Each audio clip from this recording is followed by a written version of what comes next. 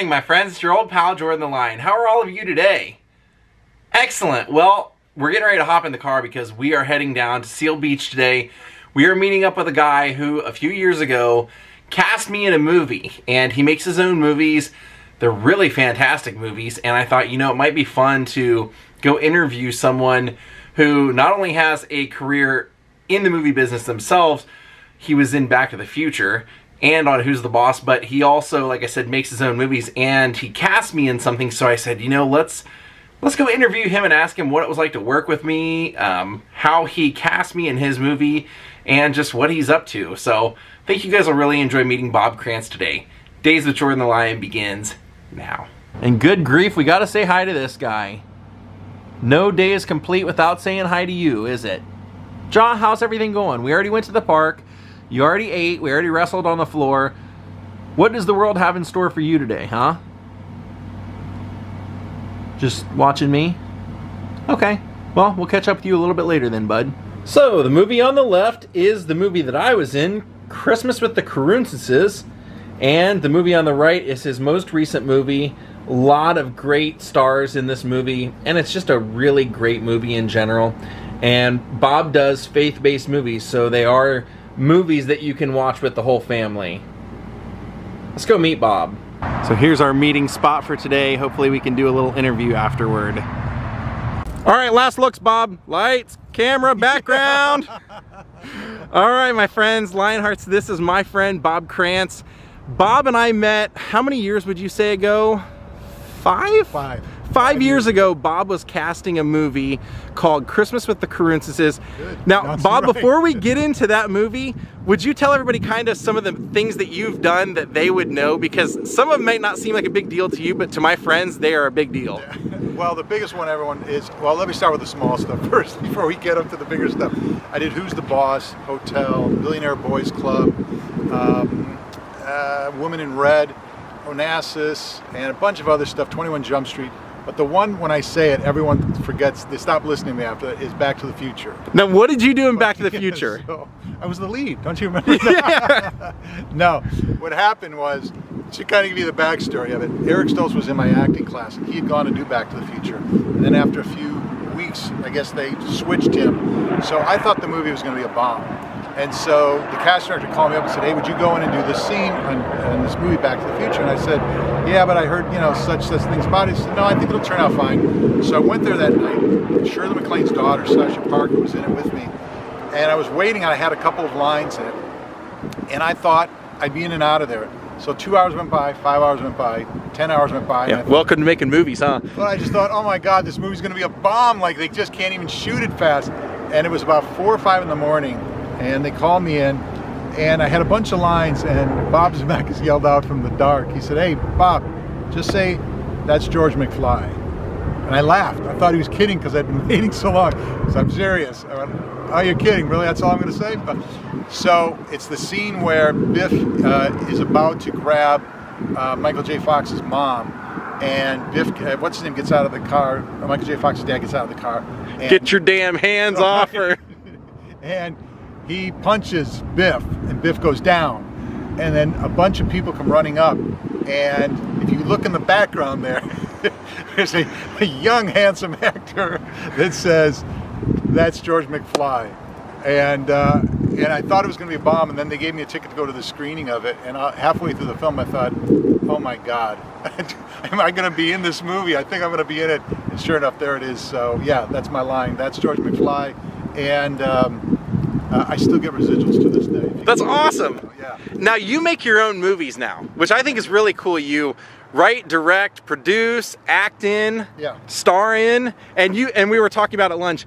You take on some very hard things to do. Like in your last movie, you actually learned how to do pretty much every dance there is for this movie. That's a nice way of putting it, hard. My sister called it dumb. She's like, you got to stop doing those dumb moves. What are you doing putting yourself in all that stuff? But you know what it is really? I had sold a bunch of scripts. I had acted in probably 20 or 30 different things. And then all of a sudden, I thought to myself, you know, where's this all going? I was selling scripts to studios, making money. I was doing shows. And then I thought, you know what, I want to do something that has substance to it in terms of longevity. Fulfillment, also, I would think. Everything you kind of would, like what you want to do with your life.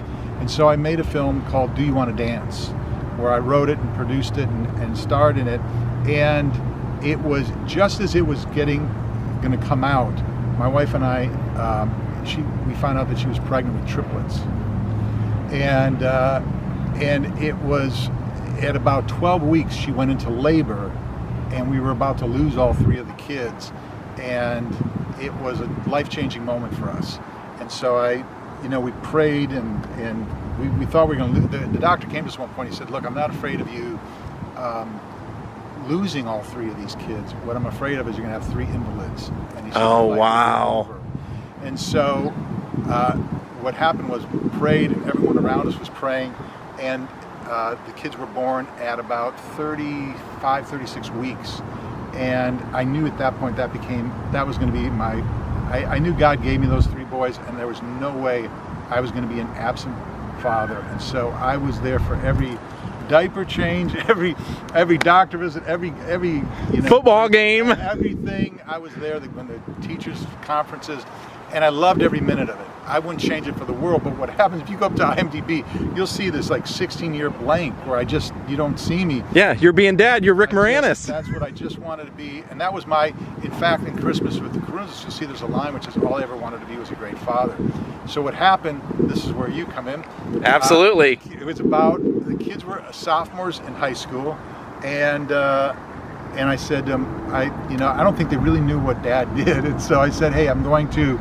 I'd written a book called Falling in Love with Sophia in the meantime, and so it was kind of keeping me busy. I was starting my company, Ellie Nuss Multimedia, and then I thought, okay, I'm going to go back now because the kids are older. And so we made Christmas with the Caroonses, and it was maybe 2 weeks. We shot it in Southern California, but on the last day I got home like 5:30 in the morning, and my son George had put a note on the doorstep, and he said, "Are you done yet?"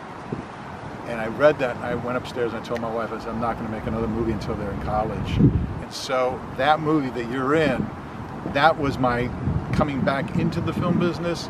And then I had to wait another 2 more years before I made Faith, Hope, and Love, which just came out. But back to... Well, yeah, I'll be, it's hard to be objective when you're in something, but I can objectively say this is a great movie. And when I remember reading the casting notice for it, it was, they were casting... a guy that looked Mormon to play supposedly a religious guy. That was what my title was, but I was really working for the electric company, and that the whole movie there's a mishap. So do you want to talk about your first impressions of meeting me, all this stuff, how you decided? What happened was, I remember JJ, the co-director, and I were casting it, and I remember being, first of all, we were looking for a director. We couldn't find one, so I'm like, hey, look, if you can set up the shots, I know how to direct the actors. And we're, all right, let's go cast it. So we go in, and I remember the day that we met you. I remember the first thing, you came in, and you had gone through somewhat of a physical transformation. I think you mentioned it, and it was the first thing. Yeah, I lost a bunch of weight, yeah. It was the first thing, there was a positive vibe. And it hit me then, and then as I was telling you during lunch, it has stuck with me throughout all the years I've known you. That initial impression of just being positive. And I remember when you sat down, you read, and I just remember I thought, this is going to be a tough shoot. We're going to be working a lot of hours. Movies or Coming to America, what Eddie Murphy does, where he does the wig, does the prosthetics, does all that. Bob does the same thing in this movie. He plays 2 characters himself. Well, his main character and a character that has got the prosthetics and a whole accent and everything. And it's, as my wife later said, if you look like that, I would have never married you. It's that kind of guy. And you even said the co-director was not a fan of you doing this yourself. He wanted to hire an actor for this. He kept saying for weeks and months before, we got to get somebody else. You can't play both roles. So the first time I switched into that other character, I remember coming down the steps. The crew's there, and they're like, whatever, it's your movie. You wanna screw it up, and so there's a kind of a dead energy. But what was so great, when we sat at this table where a lot of the movie takes place at this Christmas table, you were there and Chris was there, and whatever I said, it was like a tennis ball hitting to you, and you would hit it back to me and go back and forth. And it was so great because it gave me the energy I needed to keep. And in fact, I was telling you, there was one moment where I remember I sing in this movie. There's a point where I sing, and I guess it went into the outtakes. It didn't go into the actual movie. But at the end of it, I said, they used to call me the Pavarotti of my day. And you said, can you sing anything? I said, anything you want. And you said, what about Gaga? I go, I don't do Gaga. But that vibe, because we had long hours, but again, it was so great. And then the other story that I was telling you, that just to kind of show you how it continues through, before we started shooting, this was a big one. We went and read the script. Now, mind you, it had been 15 years. This was the second movie that I'd written, produced, and so forth. So I'm kind of like getting my feet and unsure, okay, what do we got here? And there was maybe 15 or 20 of us in the read-through, and we finished it. And I kind of looked up, and I'm not too sure myself, was parts of it dead? Was it good, this and that? And I remember turning and seeing you, and you turned without, as everyone else was starting to make notes, whatever, and you turned, you said, it's going to be a classic. And it was so genuine, and it just stuck with me. I just thought, you know, it was like if you hand somebody some food and say, tell me what you think, and they just look up and go, this is great. It was unfiltered, it was raw, but it made me think, you know what, I think we're going to hit people with this, because that's kind of just a gut reaction. To me, I just saw, and I still see it in there, I felt like National Lampoon's Christmas Vacation meets My Big Fat Greek Wedding. It just had all the things that I love, like this guy just trying to do the best he can and is involved in this crazy world full of crazy people, and all he wants is just to make their life better. And you did it faith-based, which takes out all the cussing and everything, which turned out to be kind of strange, because do you remember you told me, you're like, I sent this out for certain places to view, and they'd say, we can't use it because you say the F word. And somehow a couple of places were hearing the F word, but we never said it in the movie. It wasn't even there. What it was the trailer. And somebody said something about something on my lawn. And it was a priest's wife. And she called me up. She says, oh my God, Bob, we can't show this at the church. I went, what do you mean? There's no cussing. And she goes, listen to the trailer. And I go, what are you talking about? And it was something like fall on my lawn or something like that. And they took it a totally different way. And she goes, oh my God, I'm so sorry, my mind went there. And I'm like, yeah, boy, did it go. I go, no, there's no cussing. It's just one of those, we make family films. So faith-based family films. And, you know, we kind of talked about this at lunch, but one of the things, what I'm trying to do, you know, when Spike Lee came along with African-American films, it changed forever. He took it from where they were just being relegated to playing pimps and stereotypical roles and just junk, and suddenly with She's Gotta Have It. I remember in the audience that night, I was sitting there, and it was probably 99% African American, and they're screaming, and it was I could feel what they were saying is, this is us. Yeah. You've captured us. This is who we really are. And these faith-based films that I'm making, they present Christianity or faith-based in the way that I see real life. It's not this stereotypical, you know, acting that's kind of cookie cutter. It's people with real life, real issues, but at the same time, entertaining. Absolutely. We're out there to entertain you and make you feel better about your life. When you come out of watching that film, I want you to feel better about your life. Same thing when we're doing social media. If you watch this and feel better about your life, you feel more hopeful, you feel that you can get through another day, you can pay the mortgage, you can get your car that was repossessed back, that you can raise your kids, you keep them off track. That's the goal. It's not to say, keep looking at me, me, me. I think that just is such a, I think you're 100% right. That's what I love. I mean, I loved it when I saw it. I remember I was just telling you, when we went to the premiere of Christmas with the Carunces, I took 3 of my friends, one of which being an actor and the other 2 not being actors, and when it was over, they both looked at me and they said, you should be proud of this. This was a great movie for anybody, for a big budget or a little budget or anything. And when I went and saw Faith, Hope, and Love, and I wasn't in it, I'm still watching it and I'm still kind of like tearing up at some of the moments, because you really made them so genuine. You weren't afraid to put people that are maybe not faith believers, or just very, I know in Christmas with the Carunces you have somebody who's Kwanzaa, celebrating Kwanzaa. You're not afraid to bring that in. It's just, you know, unity is everything, I guess, in these. There was 2 or 3 things that, having sat through 100 screens, that I would hear after every screening. One was, thank you for not pounding me over the head with religion. I appreciate that. Number 2, thank you for taking me to a movie that I can share with my kids and not be embarrassed by it. And number 3, thank you for having a movie where I feel good about life when I come out of it. That's what I heard over and over again. And that to me is the goal. That's what I'm trying to do with these movies, is just to make you feel better.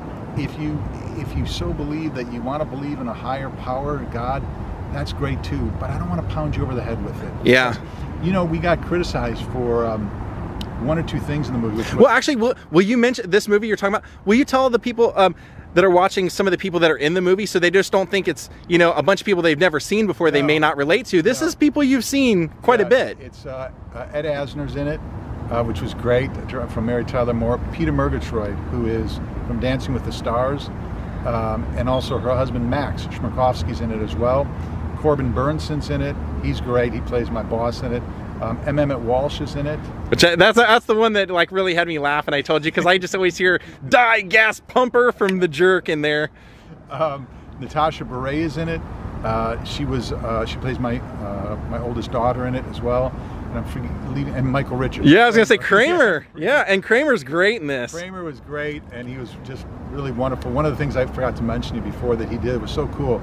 We got to work together, and it was fun working with him. But I was so busy doing so many different things, I really didn't get to say goodbye to him. And when I got home, there was a license plate, because his car had a license plate on it in the movie, and he had signed it to me and said that. And I never asked him, because I didn't want to bother him. Yeah, that's so cool. It was really cool that he thought. You said he was really great on set too, wasn't he? Mike was great. You know, all these guys, what I was saying to you before, what I love about them, they're workhorses. If you get on that set and they know you're not monkeying around, and they know you're serious, and that you appreciate actors, which I do, and you're getting in there and you're working hard, they're in there 100% with you. And Michael was the type, you know, for example, that last scene he's in where he says Detroit, Michigan and all that stuff, I knew enough. Michael had been sitting there for 6 hours and had just gotten kind of flat because he was just waiting so long, but never complained. And when he got on the set, I knew he needed to come back up again. So if you watch the raw footage, you can hear me yelling from across, Michael, this and that, Michael, this and that. And Michael just loves that, because he knows you're in it with him. Yeah. And you're showing him the respect, and you're in it, you know, 100% with him. And the guy was great. The scene I was telling you about where he's watching his son dance in the movie, he was kind of moving a little bit, and I went to direct him, and as I was walking over to direct him, I thought, oh my God, I'm going to direct Kramer, tell Kramer. Right, yeah. But as I was turning back to walk away, I thought about it, and I said, Michael, you remember in the Olympics when they had these 2 parents who were up in the audience and they were watching their kid do some floor gymnastics, and as they were watching their daughter, who they'd seen do this routine 1,000 times, they were doing all this acting it out. I said, that's what I want you to do. So I got it. So he did it. He's great in it, and he was just a wonderful human being to work with. Really, all of them were. Ed, Corbin, all of them were fantastic. If you're about the work, they're about the work. No question. That's so great to hear, because it shows, you know, and in the movie that we made, there were no celebrities. I can't think of anybody that was really well known. And but that's what's cool, is that you showed that you can make a movie with and without and still make a quality movie. I mean, I thought that was amazing. What we're trying so hard when we make these films is you want people to buy in and feel like I'm there. That they're my problems. You know, what's the guy's name? The painter that draws portraits of America. I always forget it. What's the guy? He's oh, it's right on the tip of my tongue. What is his name? The guy that draws. He's known for drawing Americana. It'll come to me. Anyway, that guy. It's that portrait of America. That's what I'm trying to draw. Is that portrait so that when you look at it, the Saturday Evening Post he used to paint for. It's that thing. Rockwell. Yes, Norman Rockwell. Thank you, Jesus. I'd have gone home from Target today and thought, what the hell just happened? So, anyway, Norman Rockwell, where you would look at that and go, oh, I relate to that. Same thing here. I'm trying to draw a picture in a movie that you can feel like, hey, that I can relate to that. I'm trying to raise my kid and keep my kid off of drugs. I'm trying to hang on to this relationship. I'm trying to get over this. You keep it real too. I love that. Like you're acting, you know, not just to blow smoke, but you're acting. No, you really, you know, like you mentioned it today. You said that one of the things that I said to you in an email one time was that you are the guy in the movie. You really are the guy in the movie. Like I think that's what I like so much about the movie is as I've gotten to know you, you've always been that guy. It really is that you see it from a perspective that nobody else I think could tackle this, you know? Well, thank you. And it means the world to me. Believe me, as I was saying, what happened was, what Jordan's saying is this. So Jordan had sent me an Instagram notice about 6 months ago. Yeah. Yeah. He's like, we were.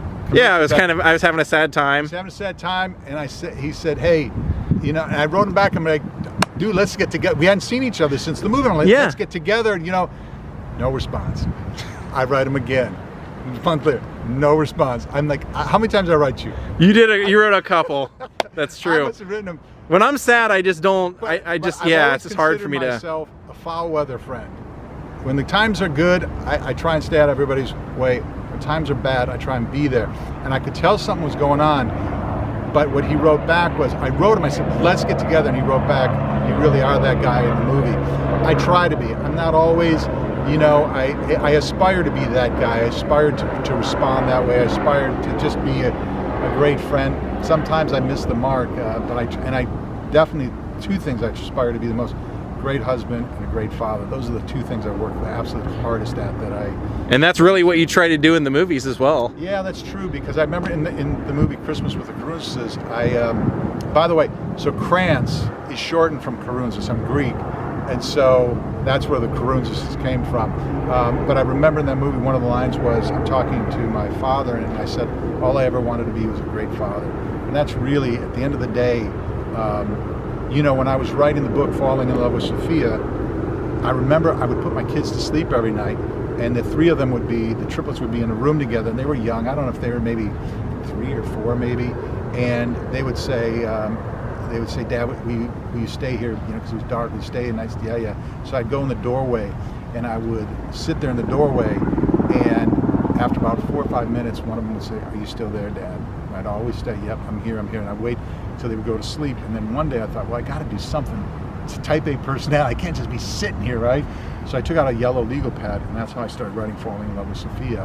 And I actually put that in the forward of the book, that story, because it was just, those moments are so, you know, children and marriage and family and God and falling in love, staying in love, fighting through life's ups and downs. That's so obviously your real life, your true life inspires the movies. Do you wait to start writing a movie until that, or do you come up, because I don't know, I don't know what in your life would have inspired you to write a dance movie, but there had to have been something that out of everything you could have done that you would decide to put yourself through the ringer of learning how to dance for a movie. What happened is, I did a film called The Do You Want to Dance, was the first film I did with Robert Costanzo. What happened was there was a merging of 3 worlds into my life. God, which I was always just, for whatever reason, just was passionate about religion. I'm not one of those people that's like every Sunday, the first guy in church, but you know, I do my best. And sometimes, but you mentioned that in Christmas Occurrences. She says, when's the last time we were in church? Yeah, you know, who's not listening to who? Right. Good.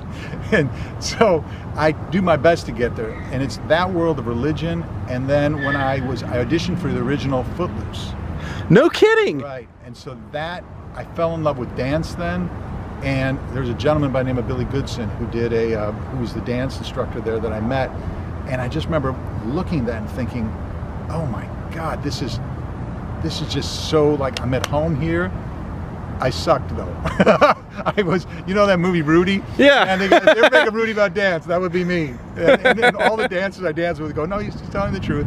But it was that, and then the third thing was marriage, family.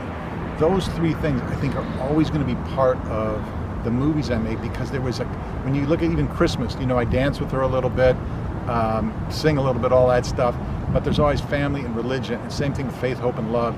There's dancing in it, there's faith in it, and then there's the basic plot line. And you always have something that involves someone dealing with death, it seems like. Yeah. A loss of some sort. You know, at one point I was thinking back, like, where did that come from? You know, I did lose my mother recently. I've lost my father. You know, I've had other losses in my life that were significant. So maybe that's filtered into it too. But I think that those things, those common things, death, holding on. My senior paper in college was Hold On to Your Dream. That was my senior film. Holding on to your dream, family, death, God, all those main ingredients that go into the recipe of life. Those were the ones I was tackling and saying, I want to get after this because I think that's what people are. You know, if you listen to that Bruce Springsteen song, Badlands, I believe in the faith that could save me. I believe in the hope. I believe in the love that saved me. It's faith, hope, and love. If you listen to this, he's the same. You know, it's those things that that I think the average person is dealing with and wants help with, and I'm hoping that I can somehow help. Well, I'm going to put the link to where they can get your movies in here. Are you working on anything now in the future? Do you have another idea for what you want to do next? There's 3 that I'm thinking. Really? Yeah.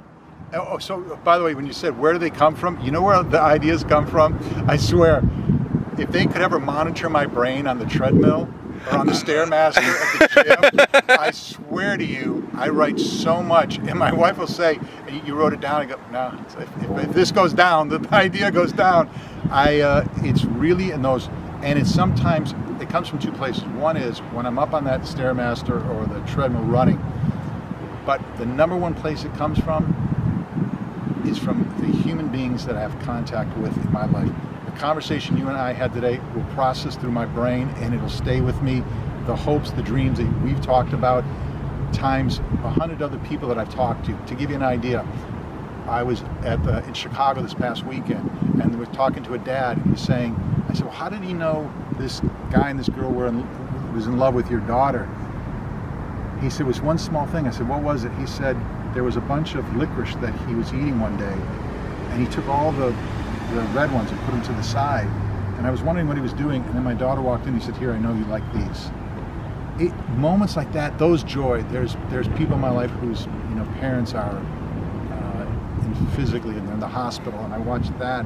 And then my own, my mother-in-law had a brain aneurysm recently. All of that stuff adds up, and when it adds up, I think it's so joyous to me what happened when I see somebody falling in love, and it's so upsetting when I see somebody suffering, that the only way I can process it and get it out is by putting in a movie. Acknowledging it, yeah. Somehow it just makes me get through the day. But there's 3 of them. One is Falling in Love with Sophia. Another one is an original screenplay. And then a third one I thought about was a sequel to one of the movies. That would be great. That would be really great. I hope I know which one it is, but we'll see. So yeah, it's one of those 3 things, and I just I'll think about it, pray about it, and then hopefully we're just now starting to sell the DVD for Faith, Hope, and Love. But I was going to tell you before, the basic plot outline was this. Peter Murgatroyd plays a woman who is divorced. The only thing she got in the divorce was a dance studio. It's about to go under because it has to be retrofitted. She doesn't have money. And so she enters a pro and schmo dance contest. She's the pro. She's looking for a schmo. My wife passed away 3 years ago in a car accident, and I've been in the doldrums since. I have 2 daughters, and my daughters find out about this contest and say, Dad, you got to enter this contest and be the schmo with our dance instructor. And eventually Pete and I become dance partners and regain our faith, hope, and love in life. It's a great movie. Now can I ask you to finish this off, tell the people watching, what was it like? Was there any moments with me on set that you remember, or what was I like to work with, or I'm not saying it's because he's here, but I've been bugging the crap out of you to come out and see me and say hello forever, and it's because just a tremendous positive energy. Really, just making movies is hard. It just is, and I know the whole thing. It's like when my yaya, my grandmother, would cook. She would never serve you a meal and go like, look, you don't know, I busted my ass. Let me tell you, I came from Greece, and let me tell you how hard. So you don't want to present a movie and tell people how hard it was, because it's like, people just let them enjoy it. Yeah. Let them enjoy the movie. But you need support. You need positive energy, and that is one thing I migrate towards people. If you got positive energy, if you're, even when things get down, which they always do on movies, they're always tough. And that is what I got. #1, that and the acting. The acting was great because no matter what I would say to you, he would always hit it back to me, and it was great because when you've been on the set for 12 hours, it's 3 in the morning, it's like, no one wants to play tennis with you anymore. Everyone's just like, dude, just say the lines, let's get the hell out of here. That was one of my favorite moments when we came to the screening and you were waiting out in the front lobby and you were waiting for me to see if I was there, and you said, I had to tell you that when we edited this thing, whenever there was a dull moment, I just looked to see what you were doing, and we just used your reactions because you were, that made my day. Especially because people watching this, they pretty much started watching this, or I started this when I quit acting or auditioning, so they don't know anything about what I was like before this. All they have to go on is what I present every day here, so it's kind of nice for you to tell them what I'm like before this. For me, it's the exact opposite. I know you first and foremost as an actor, and I swear, I'm going to go back and look at my emails, because I swear I wrote you an email and said, can you be in Faith, Hope, and Love? I swear I did. If it didn't, it was in my head, but I think I wrote you. I think you were gone. But I wouldn't hesitate to use you again. And there was 3 or 4 people that I had worked with in the Christmas movie that I just, you want that positive vibe, that positive energy. And that's what, that and good acting, you can't ask for more. And then also I just love the fact that you'd had a personal story. When you see somebody transform themselves and do what you did, I just go, those are like 3 great qualities. And then as I was telling you, I go, does he look like a Mormon guy? I don't know. I don't know, what is a Mormon? Like, I was trying to think of all the Mormons I know, and I go, I'd buy it. Yeah, he looks fine. And you were great. But more than anything, a beautiful, positive energy, great acting, and it doesn't surprise me. I didn't know till lunch today what you did. I used to get, I'd see it on Instagram, and if you notice what I'd always write, that smile. It'd be, you know, you at Elvis's thing, and it'd be like, I'm liking that. Yeah, you probably just thought I was out taking pictures all over the world. Yeah, you didn't know I was YouTubing at all, making videos, or... I knew vlogging, but I didn't know you were a YouTube sensation. I don't know about that. But it was just that positive energy that I loved. I love it, and it doesn't surprise me that people are picking up on that vibe on your YouTube stuff, because that positive energy was just, you know, there's certain things, times and certain movies you remember, and that is definitely one of them. And sitting at that table with you, you know, every time I would get into the Telly costume, I would just think, oh, I got Chris, I got Jordan.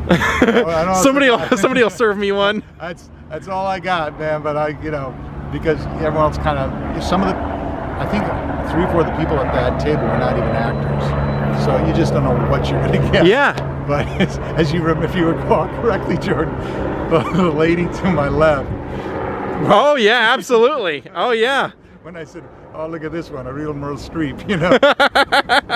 So I didn't know what I was going to get, but I was grateful, so grateful. And that's why when you sent me that Instagram notice, I was like, oh, I gotta get back to him and find out. So it was, well, I'm glad that you kept up with me, because I didn't mean to not respond. Just when I'm going through rough times, I don't want to talk about it, and I knew you'd draw it out of me to make me feel better, but I just... How did I finally convince you? But the cool thing is, I told you I had made some wishes in my last trip in Italy, and when I came back, you had sent me DVDs, and pretty much that night the wishes that I had made came true, and so everything kind of came full circle in a weird way. I was so happy when I didn't realize how long, I didn't know where you were, I just knew you were gone, but then when you told me, okay, let's get together for lunch, I'm like, oh, thank God, man. Well, so thank you for doing it. 4 more years before? No. Well, Bob, thank you for being on my channel and telling everybody a little bit of your story, and I'll put the link here so they can check out and buy your DVDs, which are both quality movies, you know, or all 3 are, you know. Thank you. And it's great to finally see you, my man. It is. All right, Lionhearts, we're going to call it a night. I want to thank Richard Butterfoss for becoming my newest Patreon. Thank you, Bob Krantz, for letting me interview him and for taking me out to lunch and not holding it against me that I was not in the right state to contact him back for a couple of months, but I know he understands now, so all is good. I hope you guys enjoyed our interview today, and go check out his movies. They are really, really good movies. I'm not just saying it. They really are great movies. Have a great night. We'll see you all tomorrow. Goodbye.